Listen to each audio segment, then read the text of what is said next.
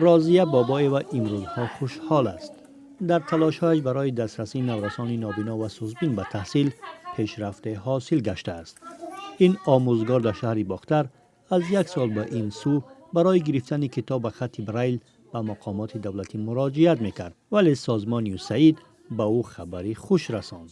گفتن که معلم به نزدیکی کتابتون میبیاید، الکی چاپ شده است یک قسمتش. باور کنید که من از خرسندی را یک چشیدم که یک دشواری از همه کلان این که کودک ها کتاب ندارند. وقتی که کودک کتاب نداشته باشد خوانده نمیتوند. خوانده نتواند، نوشته نمیتواند. نزدیک به 1000 نسخه کتاب درسی برای زینه ابتدایی از صنف 1 تا 4 هم با حروف بریل و حروف سیریلیک حجما کلان برای کودکان سوزبین آورده شده است. این کودکان در حال صاحب کتاب شدند که ابتدا تأسیس صنفخانه آنها کار آسانی نبود. آن نتیجه تلاش‌هایی بود که 3 سال ادامه کرد. دشواری تحصیلات خانگی را سر گذراندم. میدونستم که کودکانی هستند که به مکتب جلب کرده نمیشوند. تلاش کردم که در مؤسسه عمومی صنف اینتگراسیونی میگن خیلی صنف ها را شویم. عذاب بسیار هم کشیدم. شکر میکنم که امروز بچه ها آمده میخوانند.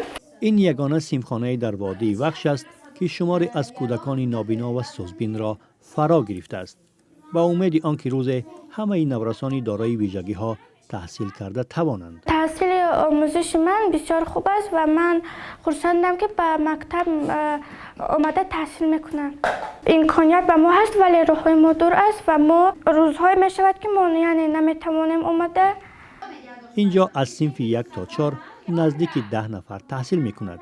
یک مشکلی آنها دوری راه است که اکثر کودکان را از تحصیل دور کرده است. 10 سال پیش برای راضیه تأسیس صنفخانه مخصوص یک آرزو بود که حالا عملی شده است و آنها به آینده خوشبین هستند. در تاجیکستان 1648 نفر نابینای تا سن 8 ساله بوده است که تنها 733 نفر آنها به تحصیل فرا گرفته شدند. آنها از کمبود کتاب‌ها به خط بریل و دیگر واسطه‌های تعلیم شکایت می‌کنند. مقامات و حتی بخش خطلانی تشکیلات جمعیتی نابینایان تاجیکستان حاضر نیستند که در مورد شرایط تحصیل این قشر اهالی صحبت کنند یا آمار دهند.